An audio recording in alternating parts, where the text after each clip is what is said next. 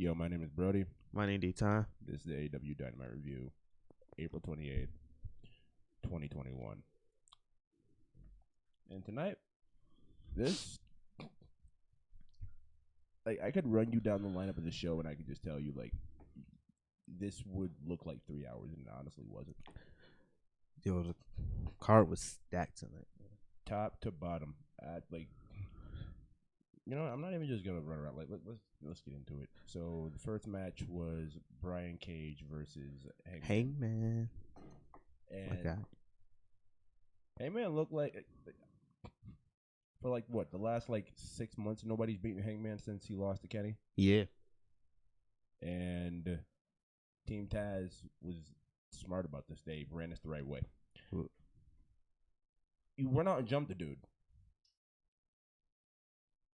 That's the best way to do it, right? Yeah. You gotta protect him a little bit. Exactly. You protect Hangman in the process. By the time the Dark Order can get there, it's too late. And Hangman has to skate his way off. And he gets back into the match. At one point, even gets to the buckshot. It just ain't happening. No. Man, it's all about that powerbomb he took on the outside. Yeah. Before this match starts, right before the Dark Order can get there, Hangman gets powerbombed on the floor. Oh, like it sucked. Listen, dude, I don't understand how as a wrestler you could take they make sure that and you see it, it doesn't look like no kind of give right on that ramp right outside the ring in Daly's plate. That's a rough bump, bro. It's like just like plain wood out there under there. Like a little makeshift stage. Yeah. I could believe it. Yeah. Cage goes on to win this match because of that pre-match beatdown and the fact that he wasn't as worn out as Hangman because, like I said, he got the jump on him. Yeah. And Taz is on commentary putting that over the entire time. Hangman got the jump. So, not Hangman got the jump. Cage got the jump. So, regardless, Cage does win with the drill claw. I'm still waiting for Weapon X. I'm waiting for that. Yeah, for anybody who hasn't seen Cage outside of AEW, you wouldn't know because since he's been here, he hasn't really done it. There is a move that he does a gory, set up like a gory bomb, except he throws his arm over your neck and then snaps your whole body back as he goes with you. That move is heat. It is. That man needs to bring that out ASAP. And there's a tease maybe in the show later of a potential different direction for Team Taz, but I feel like we've been doing that forever. We can get to that later. Yeah. Regardless, now this is a big win for Cage. This was needed. It was, because you compare the rest of the wins. The last loss he took was to the TNT champion. So to get a win over the number one contender is, I guess, as big as AEW can give him, and that's a huge nod of where they have a future plan for Cage as of right now.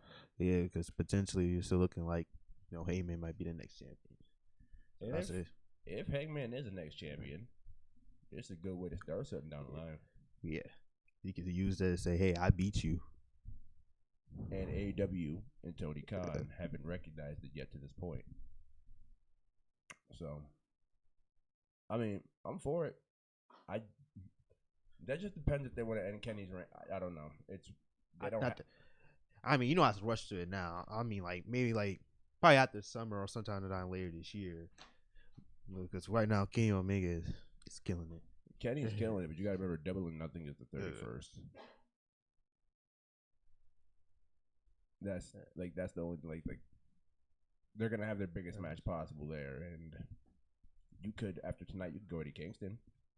You could, but I don't think they're gonna do that. No, because they just make it he's out for blood. It's fuck the title. That's what it's just really gonna do. I am too, but I'm not gonna dive that deep till we get there. Just give it a little segment. Yeah. What was the next match? Young Bucks versus Seidel Brothers. Oh, yeah. So Young Bucks and Seidel Brothers. This one.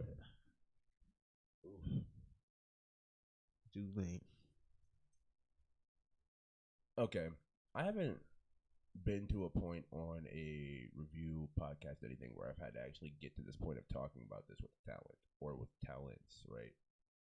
Have you ever seen a talent or talents in the Young Bucks case that are so consistent that the good shit gets average even when it's rehashed and brought back in a new form? Yeah, This was great. This is it's great good. for them, but if you're looking at it from a viewer standpoint, this was about average. This was about average, but this is like good average. Like for they call themselves elite all the time. This is what they mean. Like this is the average night for the boys. Yeah, it was a good TV match. It was a really good TV match for yeah. I want you to notice too. You actually want you to notice. You pointed it out to me. Matt and Nick changed their hair to throw people off, to piss people off. Oh yeah, they did. Wearing the new Jordans again. And for everybody out there saying that they're fake, I was playing along with this at first until DAYTUAN told me. Yes, those Dior ones that are real. They cost about like $10,000. That's why you don't see no normal person with those. But we guys know the Young Bucks is loaded, so Isn't there a sneaker deal with them anyway? yeah. Okay, yeah, that's yeah. So the Seidels pretty much they take the L. Like, I mean, memorable moments. You really got much from this? Like, I think it's not really much to talk about here. like the Bucks go over. It's a that's- win for the boys. There was more for them in between this. There's more. Actually, There's more to talk about what happened after the match. yeah, what happened after the match is actually kind of more important than what happened with this. This was just a casual dub for the boys. Good offense for the Seidels. They didn't really do anything out of the ordinary. You know, your Ronish and flips. You know, shooting star presses and all that flippy shit. Yeah. So, Young Bucks win. It was called the Tag Team Eliminator. I'm not 110% clear on AEW's meaning of Tag Team Eliminator. I just figured it was a title match, but when the match is over, they announced your winner is your Tag Team Champions, the Young Bucks. I'm like, okay, so I guess it was just a regular match, but okay. Yeah. Maybe the title will be on the line. So, that was a shit match. It never really mattered. Think about it. Were the Bucks really losing to the Seidels? Like, let's be honest. Let's be serious. When this match was announced last week, were we like, oh man, the Young Bucks gonna lose? No, it's just, oh shit, the Bucks are on TV. Yeah. That's pretty much it. Like, I ain't seen no other way. Me either. I was like, if they really wanted them to go wild, they would have put them with a team that would have did way more. The Seidels are a good hand tag team. I'm not gonna go as far to call them jobbers because they wouldn't get as much offense as they do. But they are a good hand tag team, and it's a place for that in the company. So yeah, you don't just need straight jobbers who don't know what they're doing. Yeah. So then SCU come out. Wait. After this match, SCU walks out and they say, about 6 months ago, we basically said if we lost another match again as a tag team, we'd be done. SCU is in Daniels and Kazarian because, you know, we never talked about Scorpio Sky saying he was just going to step away from the group to go be a single star and pursue greener pastures. And then he bombs out a couple times over, then ends up back in another tag team when he never addressed Daniels and Kazarian. So you basically just back where you started. Yes, just for these two to be at the point of ready to break up now. So with this, it goes. They tell the Bucks, it's been 6 months. We've beaten everybody here. We're damn near at the top of the rankings. Just about. It's about time that we do this, and we were looking forward to this because we were looking forward to fighting our friends to either see if it was go big or go home, pretty much. Yeah. And now we're not even excited for that point anymore because we don't see our friends anymore. We just see a couple of douchebags. So Chris Daniels does make a valid point, and next week Tony Khan does announce that there will be a tag team gauntlet match, is it? Yes. Or no, May 12th. That's not next week. I don't think it's May 12th, right? Yeah. May 12th, 2 weeks from now, because next week is the Blood and Guts show. It's already completely booked out. Yeah. May 12th, that'll be on the show. It's 5 tag teams. Didn't really catch anybody that caught my eye except SCU themselves and the Acclaim. The Acclaim. Jurassic Express. Yep. There you go. They've done Jurassic Express itself as a unit has been driven into the ground. Jungle Boy himself still has a future, but Jurassic Express as a whole, they've been fumbled a lot. Yeah. All right, what's it? The Orange Cassidy match? Yes. Orange Cassidy and Pentagon. Seattle.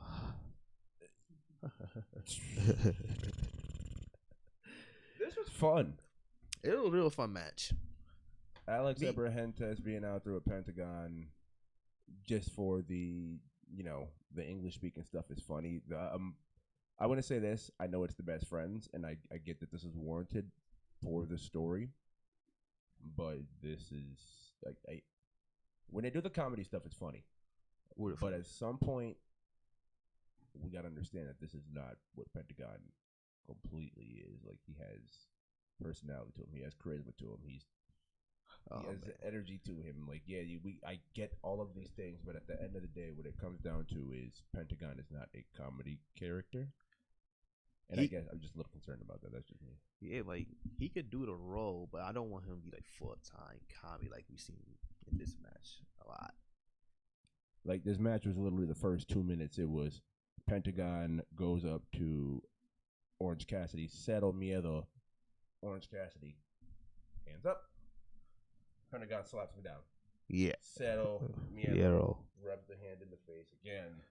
And then that's pretty much what happens for the next minute and a half over until they actually start fighting.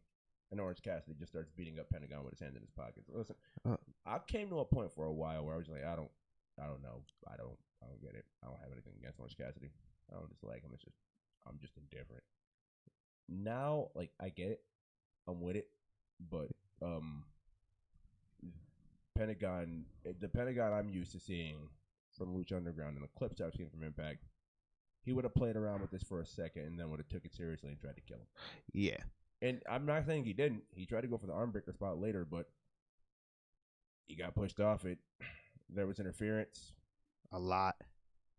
Alex came up and said, "Oh, you know what I said about Trent's mom? Imagine what I'd say. Imagine what you know what I said Penta said about your mom? Trent's mom, pretty much. Imagine what he said about your mom." And then Orange Cassidy tossed him in the ring. Pass in the ring. Don't forget the microphone spot from Trent. Oh, yeah. So what was it? Trent blasted. He handed Orange Cassidy a microphone and he hit him with the Superman punch. Superman punch. That orange punch. I'm sorry. Yeah. I think Shivani. Somebody on commentary said it. I swear to you, somebody on commentary said. JR said it. Hey, you know how to be good old JR. Yeah, JR says, "Oh, Superman punch." I'm like, this dude is specifically gimmicked and themed, bro. Man's name is Orange Cassidy. It's the orange punch. That was specifically noted. You can't do that to people when you're a growing television show on TNT. When Roman Reigns, and this is why it's the problem, is the biggest star on the other company's side. Yeah, you don't want to upset the tribal chief. It's not even just upset. It's not even upsetting him. It's fans just. Nobody's going to take you serious as the orange punch if JR is calling it the Superman punch every week. This isn't like a huge deal. It's just over time it can be. I've been saying for a while, and not even just on this. I'm just talking about the him watching every week, the DAYTUAN watching every week. JR is a consistent problem with this show, but he will never be removed because he's respected for his time in the business. He's just being real about it. Because if that was anybody else doing that, I'd be, he'll be replaced already. Oh, yeah. My Jared's a vet, and he gets respect. Okay, so Penta at one point in this match goes for, what was he going for? The pile driver, and he got reversed into beach break. Yes, he's trying to go for the package pile driver. Yeah, package pile driver, beach break. Kicked out at one. Like we said, all the interference. I'm only saying kicked out at one because that's one of Orange Cassidy's finishes. So that's like a huge deal. He's pissed. that dickhead move, but that's pretty much the end of this gets wrapped up, like we said, with the Superman punch that JR called, which is the orange punch with the microphone, and you hit him with that in the end of it, right? Yeah. Yep. 1, 2, 3. So Orange Cassidy goes over on that one. Next up, we have the big breaking promo. This is just her saying she respects the rankings now. She respects the rankings because she's number one, pretty much. But this is the same girl who said 6 weeks ago or so that these rankings are trash because they're not based on popularity, money drawing, and being a ratings draw. That's a fact. So, I mean, she's number one now, and she wants to see Hikaru Shida and remind her that Britt Baker D and D is going to be your champion. And she wants to let Hikaru Shida know that she will Shia later. Shia later. There you go. I love that promo. Britt, I love her. It's that Adam Cole shit, bro. It's that charm. I don't know what it is, bro. Like when they both do, there's something to it where they just come off as genuine douchebags and it's funny as shit. For real. That was pretty much that though. She's basically going for Shida, and this is gonna happen at some point here down the line. Yeah. So, up next, one of my favorite part of the show, the Inner Circle Parlay. All right, so we get the Inner Circle Parlay, and last week it took me 17 seconds to open this thing by myself and say Chris Jericho pretty much ruined his part of the show, and it dragged the show. It really did. He took away from what Santana said on the mic, was just so beautiful. And this week, I love the fact that Santana and Ortiz, when they got to their part in this, kept it short and sweet enough for what they said last week. They knew they had to top it, and they wouldn't say much, and it kind of topped it. It really did. But it starts with everybody but the leaders speaking, because we've heard Chris Jericho and MJF go back and forth both for the past 3 weeks. And if this is what this was going to be, and I said this last week, no. No. So everybody got their part in the speak. Which I really loved. Spears, I see nothing in Spears. I mean, you just there. They could replace you and me, honestly. That's not gonna miss much. He's literally just the fall guy. He's the Brandon Cutler. Yeah. You need somebody to take the pen, So Spears says what he says because, it's in one ear and out the other for me. It's pretty much it. It was Sean Spears grabbing a microphone. I'm usually on my phone, so. All I know is at some point he said Sammy Guevara's name, started trying to amp up Sammy. And then when it came down to it, Sammy said, what have you done here? And then the first thing that comes to my mind when he said that, the biggest thing he did in AEW, DAYTUAN? Let me guess. What is it? He hit Cody with a chair on accident on a worked head, unprotected headshot, and actually busted him open for real.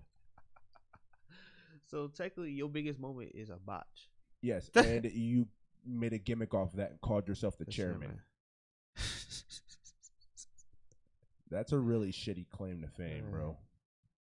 For real, bro. And Warren White Semigard also mentioned that he was also a failure with the other place you was at. Yeah, you're big. As far as I'm concerned, the biggest accomplishment, the Fed. As far as I'm concerned, his biggest accomplishment is NXT and beating Eric Young in a cage match to send him off to the main roster. That's his biggest accomplishment. Just think about that. Eric Young then getting demotion to the main roster.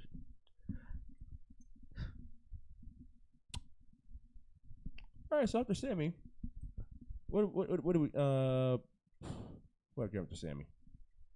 It was back to the inner circle, not the inner circle, the Pinnacle again. Yeah, back to the Pinnacle again. I think that was Cash Wheeler got the microphone. Oh, Cash Wheeler grabbed the mic. He pretty much told Santana and Ortiz after it was pretty much a rebuttal to what they said last week.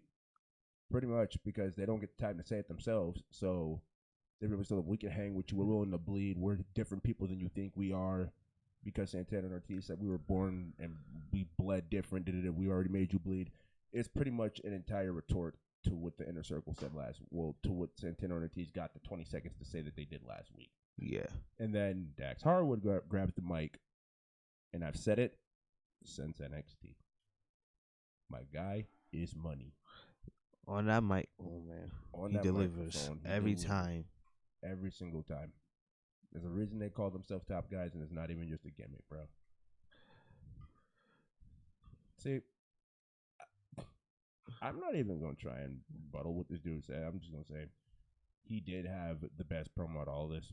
I just, whenever AEW decides to put it up, just go watch it. Please, it's a must watch. This, and then Santana and Ortiz basically said, we're ready to fight. Pretty much, we'll see you next week. We got the balls to see you. We're ready to bleed. Like they said, we pretty much done talking and just mic dropped it. Yeah, they ready to throw hands. I can't wait. Yeah, the intensity of this whole thing was. Yeah, this kind of built it to where it needed to be, because the rest of this, without this, the rest of this is just lip service for 3 weeks. Jericho and MJF, like I said, literally just go out. Like the rest of this from here was awesome. They hit it out the park. I loved it. Jericho, I just want to say this. Just like the Lion Salt you botched the 1 week and came back and got the super spring on the next one, this promo was like that Lion Salt recovery the next week. That, awesome. Great job, Kris. And, oh, yeah, he cut Tully off from telling him, no, you're not cutting my promo off. What's hilarious. Oh, my God. He just took liberties on Tully. Yeah, that's it. For real. That didn't even need to happen. That's fine. Can't even make it. Hell for ransom. Okay. I'm looking at the picture. That says it best itself, right? Yeah. Yeah, fight. Dude. So, earlier in the night, Kenny was basically with the boys in a limo saying that, you know, if it was going to be the champ, Dom was like, what's better than having 6 men in a limo? That could be taken in so many ways, but all right, Don. Okay. Pretty much. They move on, and it's after what's better than having 6 men in a limo. It goes to Kenny saying, "Oh, you know what? I heard Eddie Kingston's around tonight. I heard Eddie Kingston wants to fight me." Nah, it doesn't work like that. You want the champ. The champ will come out when the champ wants to come out. You'll get one of my goons. Send Nakazawa out there. You also get one of the best parts of the limo. Carl Anderson. Oh, no yeah. pants. They tried to put the camera back further in the limo. Carl Anderson's like, I got no pants on back here. He's like, oh, we can't put that on TV. Carl has no pants on. Can we talk about the Good Brothers for just 1 second? Good old brothers.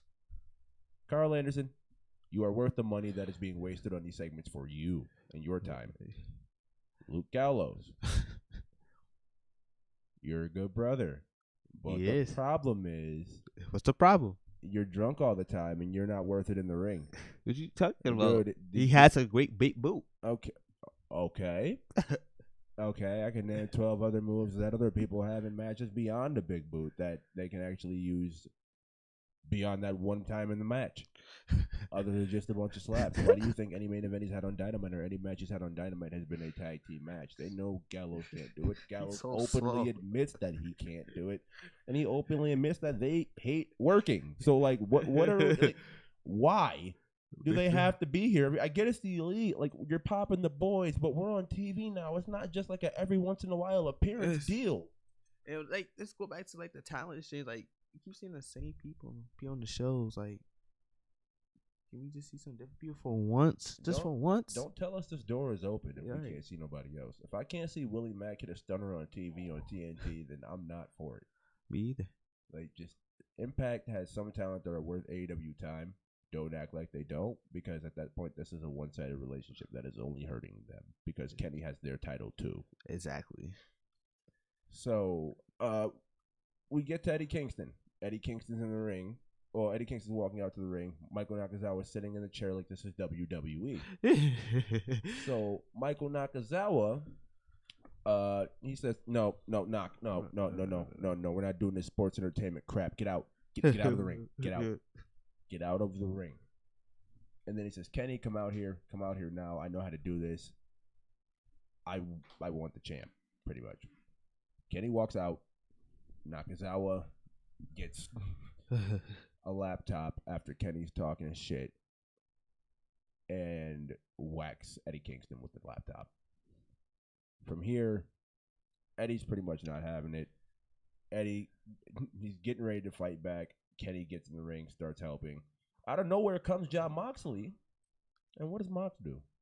Beat the hell out of Brandon Cutler, first of all. Yeah, because Brandon Cutler jumped in. Then, he threw Kenny Omega in the ring. Mm-hmm. And then they started torturing him. And then I believe Eddie Kingston put a chair on that man's leg. They did. Well, his ankle to be specific. And they were getting ready to stomp on it, and they want a match. They want a tag team match next week. Don Callis comes out. They basically bullshit around the bush for about 2 minutes, and it comes down to there will be a match. And there's a funny part here where Kenny they attempt to double stomp Kenny's ankle in this chair, and Don is about to pretty much have a heart attack and cry. You look like you're about to cry. Yeah. Kenny's begging. It's like, give him the match. And he wouldn't give him for enough. I would just want to still snap his ankle and then made him fight like that next week. But they're not heels, so they're not on that type of time right now. Yeah. All right. It's Christian Cage. Promo. All right, so this is Christian and Taz. And what Taz pretty much puts up Ricky Hobbs. I said Ricky Hobbs. What a fucking Powerhouse Hobbs. He mentions that Powerhouse Hobbs pretty much had him beat last week, and he made one mistake and got a little cocky. And Christian pretty much cuts him off. Yeah, cuts him off and does the whole thing Eddie Kingston did without the sports entertainment bullshit thing. It's pretty much no, we're not doing this. I'm fighting Ricky Starks at some point. He pretty much knows that. And he's like, I hope the rest of them have the foresight at some point to see that you're not worth the time. Because pretty much he said, you used to be one of the baddest dudes in the world. You're just using other people to keep yourself relevant. That's the whole story here that Christian's running. See, his promos is really good. The promos are good. The promos are solid. It's just the matches. Yeah, the execution of your matches needs to change. All around after that, I'm fine. Yeah, I just feel like he's got some a little WWE in him. But the well-crafted storytelling parts of it, I appreciate. The wrestling, the psychology, the storytelling, no. Get it down. All right. Kris Statlander versus Penelope Ford. A company, super bad Penelope Ford. Super bad. All right, but she was accompanied by Kip. That guy. Kris Statlander wins. It's been average match. You explain anymore? No, because this was just. I feel like this is just getting her reacclimated with the ring.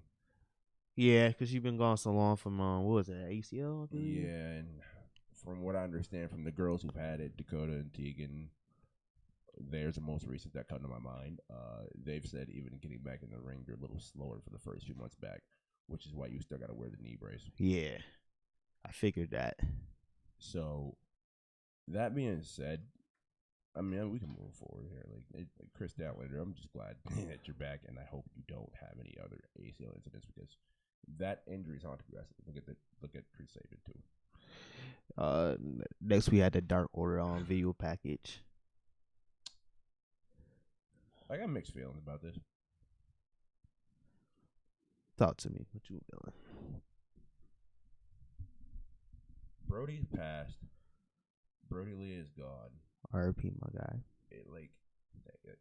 R.I.P. Brodie Lee. I don't want to come off like any kind of a dickhead saying this at all. But you can't continuously tease something like this, right? You not tease. You can't continuously throw his name out there to in remembrance. In wrestling, it comes off I know what you're trying to do. You're trying to show the audience that they're fighting for something. But when you just continuously do it like this, it just comes off like you're using his name. It comes off bad. It just comes off in bad taste. Yeah, I understand you trying to say it. I feel like and it repetitively makes wrestling fans sad too, who have to actually keep remembering that too. Yeah, I feel like we could build like another story, not always gotta mention Brodie Lee. Oh, I'm doing this for Brodie, you know, like.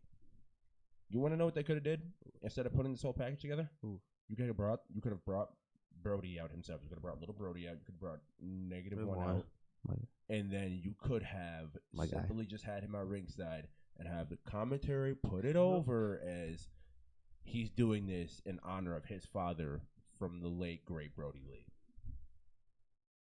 Ooh, you couldn't just did that. Now, that's something right there. You don't have to do the that's whole something right complete there. dramatic video package. You could have just put Brodie at ringside and just said, "Here, this is what's going on." You thought that one over? That just came to me. It was just on the spot. Like wow. They bring them out any other time they want to. Yeah, you do. Next we have the Nightmare Family versus the Factory. This one right here was interesting. Let's sum this up the way that the end of the match repack it. The end of the match clips did, right? Until the Cody part of this. Everything that was outside the match happening before the bell rang and after the bell rang is pretty much what mattered, right? Yeah. I still got questions. I never knew, like, you know, Billy Gunn and the Gun Club was a part of Nightmare Family. Like, so just everybody part of Nightmare Family or something? Everybody's a part of the Nightmare Family, I guess. As long anybody who's friends and associated with the Rhodes family isn't a Nightmare. Yeah, that's just a natural association I've begun to get. So Cody left the Elite to go build something that's like 10 times trashier than that. Yeah. Like, at least the Elite is still entertaining. Like, whenever I see the Nightmare Family on my screen, I'm just like, why? But the Factory is the best part to come out of this because... Yeah, let's get to that. I think it's, Nick Camerata? Yeah. Nick Camerata, Anthony Ogogo, QT Marshall, and that's it, right? And there's one more dude. It's Aaron something. I don't want to say solo. Swaler or something like that. Either way. Hey, he really didn't do nothing, so it's not important. So the best parts of this were Anthony Ogogo gut punching and kidney, were liver punching people, and just this guy's awesome, man. So, you have something with Ogogo. Pretty much money. Before the match ends, he pretty much goes around the ring, gut punches everybody, and pretty much lays them out so he can help the Factory get the win. He wasn't competing, but he was the manager. The ref wasn't controlling none of this anyway, so it never really mattered. No, he didn't. And the Factory get the win. Now, after the match... After the match, so QT Marshall, they win the match. So QT Marshall, they started brawling. Everybody brawling. So QT Marshall started to sneak off. Goes in the parking lot, try to go on the bus that they entered when they came in. Nice little touch. Good way to get the new talent over. Yeah, so going up there. So you try to open the door, and the door pops open, and guess who it was? Your favorite, your guy. I'm not gonna do it. This is the stuff about wrestling that people go, what the fuck are they doing? Like, this is stuff about wrestling where people are like, you watch this shit? Like, this is the shit I like. Okay, so you come back from this dude driving your head into a steel floor, and you're out for like 4 or 5 weeks from that, some shit like that. Yeah. And these guys have established themselves enough that they're trying to run shit, and then you come back and get the guy who did that to you. But what you're going to do is you're going to get him on top of a bus, and your revenge after a couple of little punches is a figure 4 instead of like throwing this dude off of that like any other natural human being would have. See, and as a visual to a casual fan, it looks cool until the figure 4 happens and you don't get someone getting tossed off that truck. Don't include the prop if you're not going to properly use the prop. Correctly. Who the fuck want to see a submission atop of a bus? They just wasted my time. I actually thought something was coming, especially with Aubrey climbing up there with them. I thought it was going to be just for the if somebody goes off of here, she's there for the oh my god next to the bird, like next to whoever is still standing on top of the truck. Well, it is the Cody, so That was shitty. I'm so fucking dumb, dude. I'm Go done with away, get off my screen. Dude, just at this point, what you need to do is just go focus on your reality show. Go focus on what TNT is giving you. Go focus on the kid they having. You having a daughter, right? Yeah, you're having a daughter. And if you can focus on your executive duties, make sure you stay on Wednesdays. Yeah. I'll just leave it at that. For anybody who's seen it, you've seen it. Let's just move on, please. So next, we have Miro attacks Kid. Oh, this was funny as shit. That. Yeah, this dude, listen. This man is everything you could want in a professional wrestler and just a person outside of it. You just can't piss this dude off, right? Nah. And everything that Kip got here, he 110%. David, I was personally enjoying it. I might be a little sick fuck, but no. Kip deserved every bit of this. Listen, this man came here, wanted to get away from sports entertainment bullshit.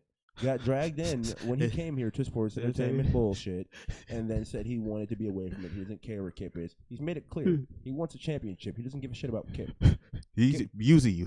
He was using you so he had an extra body to help him fight against the people he didn't like. And he didn't even want to, at one point, he made it clear, I don't want to even be fighting you people. I just want to get this over with. After this last match, it's done. And then Kip is still sitting here asking for Miro, goes to meet Miro. And then when you get your shit kicked in, as soon as you walk in the door like this is what happens. You get thrown in the lockers. You get abused all over the place. You get your arms slammed in the door. He was like, Miro. He was about to cry. I look like it sucked. Sucks to suck. Oh, well. So, I mean, that's pretty much that. Miro just says it's going to be okay. It's going to be okay. And just walks out. That's my guy. And thumbs up to that segment. We loved it. And last but not least. Yeah. Oh, shit. Wow, that's real. All right. Darby Allin versus Vance of the Dark Order, number 10. And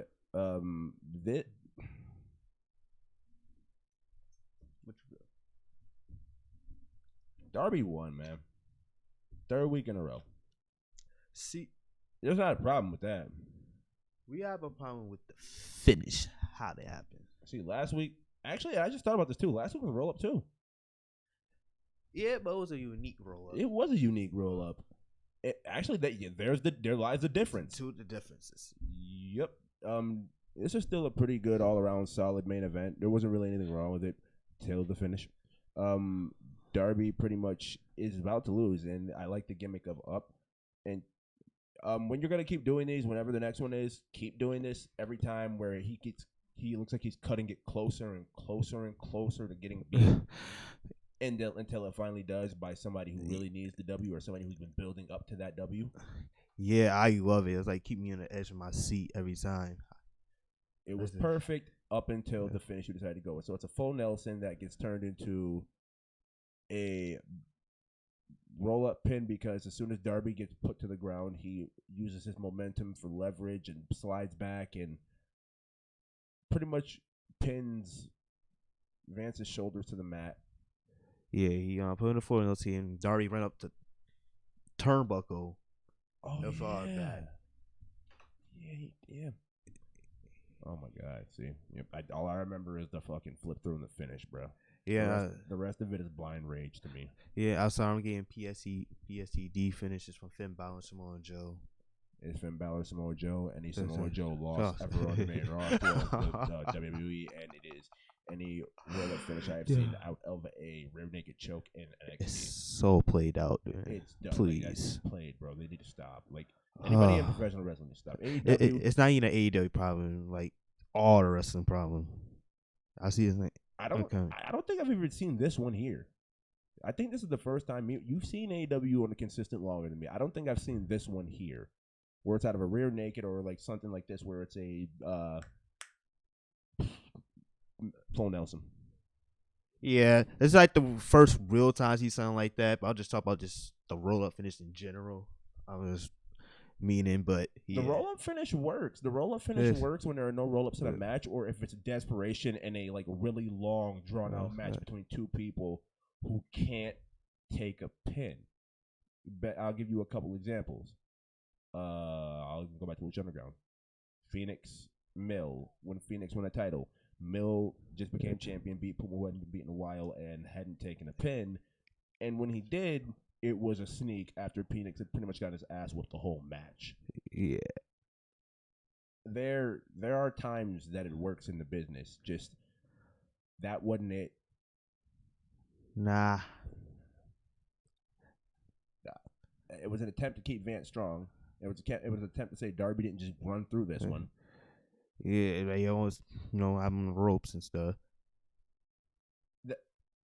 I like the effort, hate the execution. Yeah. That's pretty much the way to say it. After this, they get jumped by Buffalo's own All Ego Ethan Page, baby. 716. No. I said it last week. I'm going to say it again. There was no reason for this. Not at all. I know what you're doing. One of them, if not both of them, won a TNT title shot or a match against Sting and Darby in a tag team match. And oh, God, no, don't say that. I don't want to see that. Sting got physical. They don't waste that for no reason. That's a 62-year-old man right there.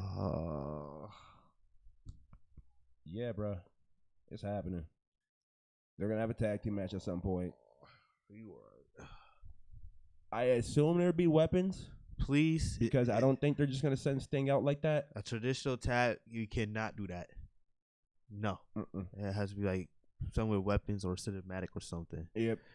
Just like they did at Revolution. So, yeah. Archer comes out after this.